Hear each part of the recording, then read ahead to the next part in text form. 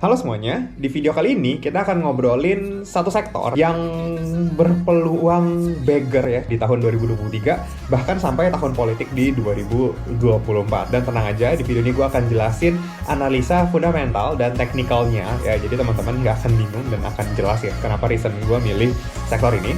So, pasti video ini akan menarik, jadi pastikan teman-teman nonton sampai selesai.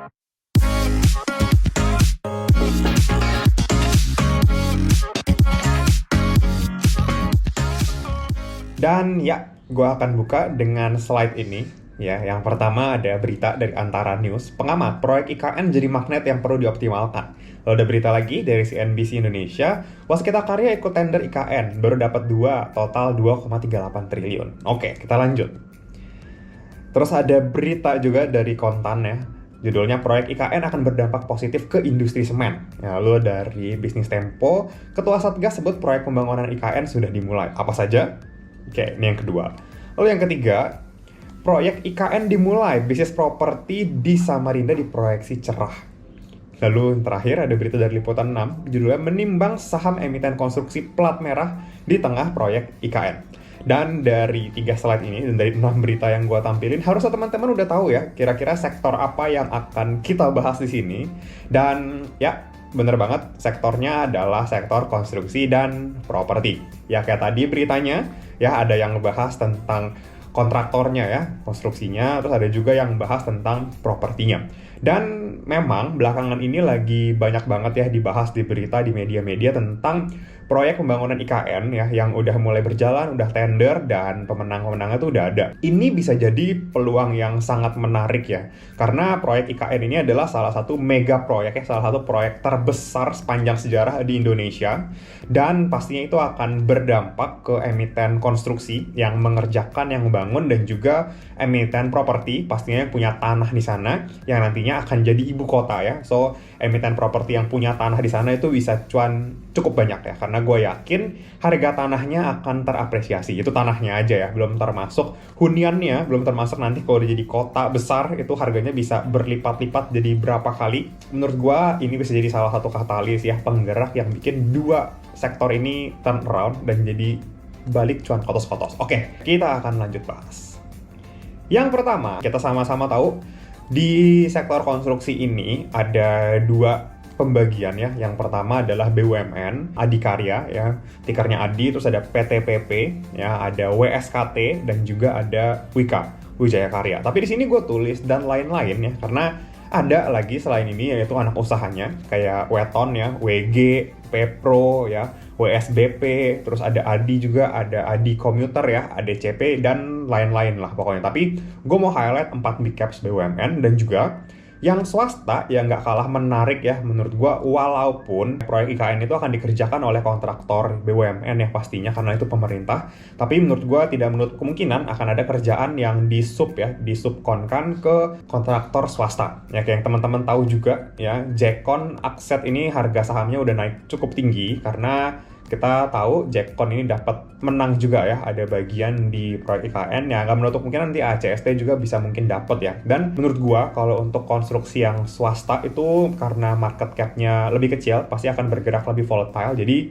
kalau mau cari yang beggar-beggar menurut gua lebih berpotensi di swasta ya, cuma BUMN juga menarik. Jadi menurut gua ya bagi porsi lah ya, ada porsi untuk BUMN, ada porsi untuk swastanya, dan lain-lain di sini swastanya masih banyak ya, karena gua nggak bisa sebutkan satu, cuma 4 BUMN ini dan 4 swasta ini yang gua suka ya. Ini gua nggak urutkan berdasarkan abjad, tapi gua urutkan berdasarkan dari yang paling gua suka ya. Jadi di BUMN gua paling suka itu Adi sama PTPP, sedangkan untuk di swasta gua paling suka itu Jekon sama Akset. Tapi jangan buru-buru beli setelah teman-teman nonton video ini sampai sini ya.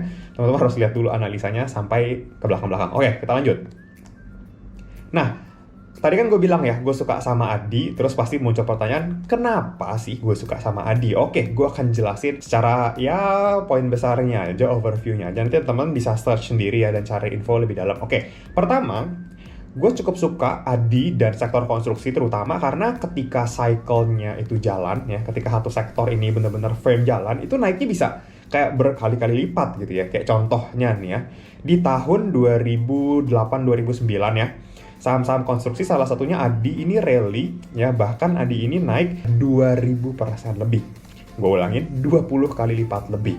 Dan kita harus note, ini terjadi exactly setelah komoditi super cycle di tahun 2008. Itu hal tuh poin tambahan, karena kita sama-sama tahu sekarang ini komoditi lagi gila-gilaan, dan kalau misalkan history repeat itself, ya berarti habis komoditi super cycle akan ada boom di konstruksi dan properti. Pastinya mungkin gue nggak mengharapkan naiknya akan setinggi 20 kali lipat ini ya, cuma seandainya bisa 2-3 kali lipat aja gue udah sangat-sangat happy ya, itu bisa terjadi 1 atau 2 tahun ke depan. Dan selanjutnya kalau misalkan kita lihat ya, dari high-nya di sekitar 3.000-an ke harga sekarang di sekitar 800-an, itu ADI itu diskonnya udah kayak 70% lebih udah diskon. Jadi alasan yang pertama adalah yes, diskonnya udah lumayan, dan ketika cycle-nya terjadi, itu cycle-nya bisa kasih kita cuan beggar-beggar. Dan balik lagi kayak tadi ya, cycle konstruksi yang dulu terjadi di 2009 itu adalah setelah commodity super cycle ya.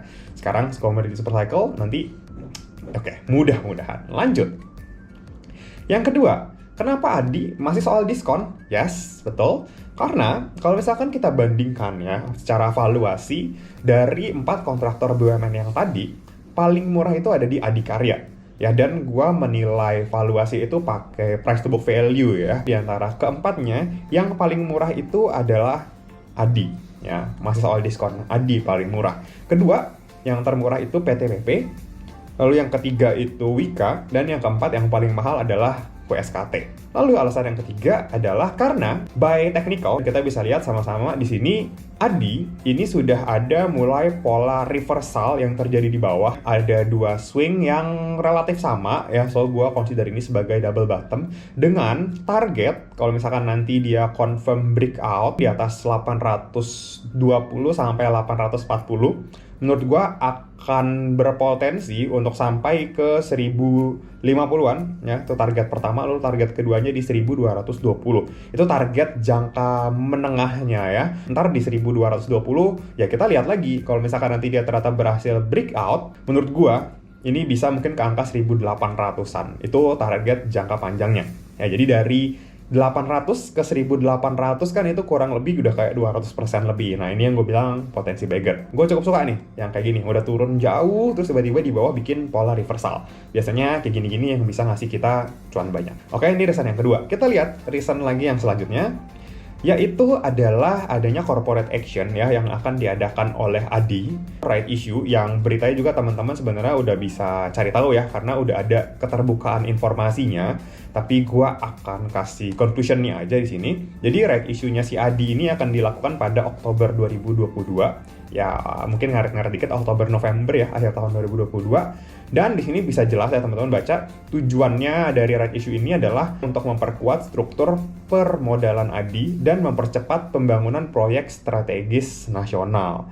Nah, kalau misalkan teman-teman baca di bawahnya, ya di public expose-nya ada pertanyaan ya, yaitu dari Pak Fajar Harlanka. Ya di sini ditanya nanti dana PMN ya, penanaman modal negara 1,9 T itu akan digunakan untuk apa ya? Apakah ada rencana spesifik? Dan langsung ya dijawab sama manajemennya. Jadi dana yang diterima oleh ADI akan digunakan untuk pengembangan tol Solo Jogja, terus ada Jogja Bawean ya, Spam Karian, dan semuanya melalui penyertaan untuk badan usaha pelaksana ekuitas. Jadi jelas ya, dia right issue untuk struktur permodalan dan percepatan ya. Ini salah satu proyek strategis nasional ya, jalan tol ini. Jadi dia nggak perlu minjem uang lagi sama obligasi, jadi dia right issue. Dan gue cukup suka ya kalau misalkan ada emiten yang corporate action yang right issue tapi tujuannya jelas gitu, buat pengembangan usaha supaya ya balik modalnya, supaya cuan baliknya itu lebih cepat. Makanya ini jadi salah satu reason gue kenapa gue suka sama ADI. Sebenarnya ada lagi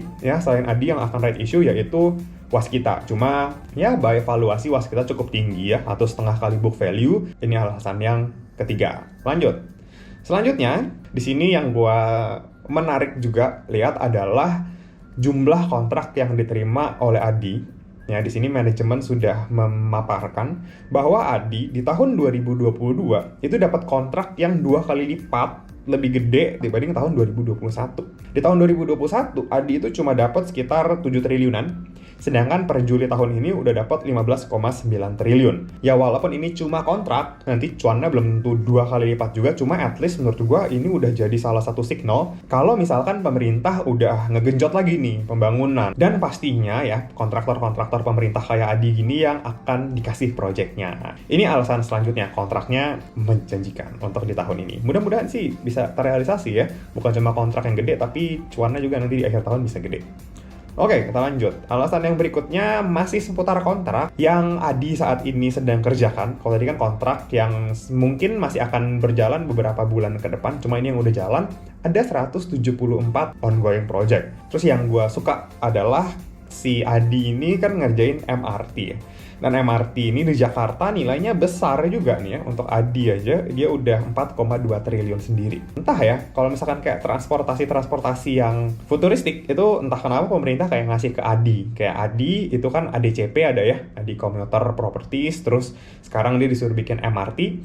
Mungkin tapi ya, ini pemikiran gue pribadi, opini gue, mungkin ada peluang Adi ini akan difokuskan untuk nanganin project-project transportasi yang dalam tanda kutip transportasi masa depan gitu. Makanya ini jadi salah satu pembeda ya dibanding 3 perusahaan konstruksi lainnya. Gue harus ngomong ya, ini disclaimer on ya, apa yang di-sharingkan di sini tuh pure pendapat gue dan hasil gue searching sendiri aja ya. Pasti teman-teman sebelum memutuskan untuk berinvestasi ya teman-teman harus research sendiri dulu ya, itu. Lanjut. Terus kalau misalkan, pasti setelah penjabaran yang tadi, by technical, by fundamental, sederhana, pasti muncul pertanyaan, bro, kapan entry-nya nih? Harga sekarang oke gak? Turun, naik? Oke. Kok mungkin gue bisa kasih saran kayak gini ya. Kalau misalkan kita udah tahu hitung valuasi, tadi targetnya sekian, ketika teman-teman rasa margin of safety-nya, diskonnya sudah tercapai, yaitu udah boleh mulai entry. Tapi tetap saran gue untuk di saham Adi dan saham-saham konstruksi lainnya, gue akan menerapkan buy on weakness ya. Buy on weakness, nyicil setiap bad news keluar. Nah, jadi kayak misalkan nanti suku bunga naik lagi, itu kan biasanya akan ada tekanan ya di emiten konstruksi atau properti. Nah, itu bisa cicil di situ. Terus nanti misalkan ada berita, ya kasus ini, kasus itu, proyek mandek. Nah, itu biasanya sahamnya drop, itu kesempatan lagi untuk cicil. Lalu muncul pasti pertanyaan berikutnya, bro, selain Adi, kalau misalkan gue nggak suka Adi, gue pilih yang lain, oke gak? Menurut gue sih oke-oke aja ya, karena sebetulnya saham-saham konstruksi ini manggungnya barengan ya. Tinggal kita lihat aja teknikalnya, kira-kira risk to reward-nya, terus risk profile kalian tuh lebih cocok sama emiten yang mana. Ya udah, tinggal pilih aja emiten itu. Misalnya kalian lebih suka sama Waskita, ya udah nggak apa-apa, sikat aja Waskita. Kalau misalkan kalian mau beli 2, mau beli 3, mau beli 4, itu juga nggak apa-apa. Menurut gue yang penting nih, ya kalian udah tahu risknya dan kalian entry di harga yang tepat, yang nyaman lah. Itu sih saran dari gue. Untuk pertanyaan ketiga dan 4, swasta kenapa Jekon? Lalu pertanyaan selanjutnya, properti kapan dibahas? Gue nggak akan bahas dulu di video ini. Mungkin gue akan lihat, kalau misalkan video ini rame ya, banyak teman-teman yang request, mungkin gue akan bikin video lanjutannya, swastanya kenapa Jekon, terus ya abis itu gue bahas di sektor properti, apa yang gue suka. Gue harus garis bawahi, kalau misalkan kita invest di sektor ini, ya ini harus agak lebih sabar dan agak lebih panjang lah ya mainnya. Mungkin kita nggak bisa lihat dia kayak saham-saham batu bara yang rally kenceng banget kayak kemarin. Jadi harus ada porsi alokasi yang berbeda lah untuk di kedua sektor ini.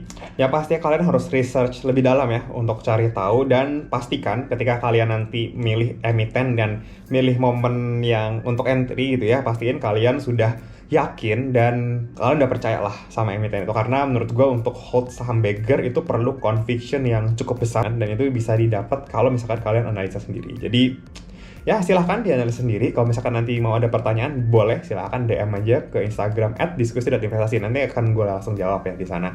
Oke, mungkin sekian dulu video kali ini. Semoga bisa bermanfaat dan bisa jadi tambahan referensi untuk kita semua. Happy investing. Thank you. Sekian dulu ya video kali ini. Jangan lupa like, comment, subscribe, dan share video ini supaya bermanfaat bagi orang lain. Thanks for watching and see you on the next video.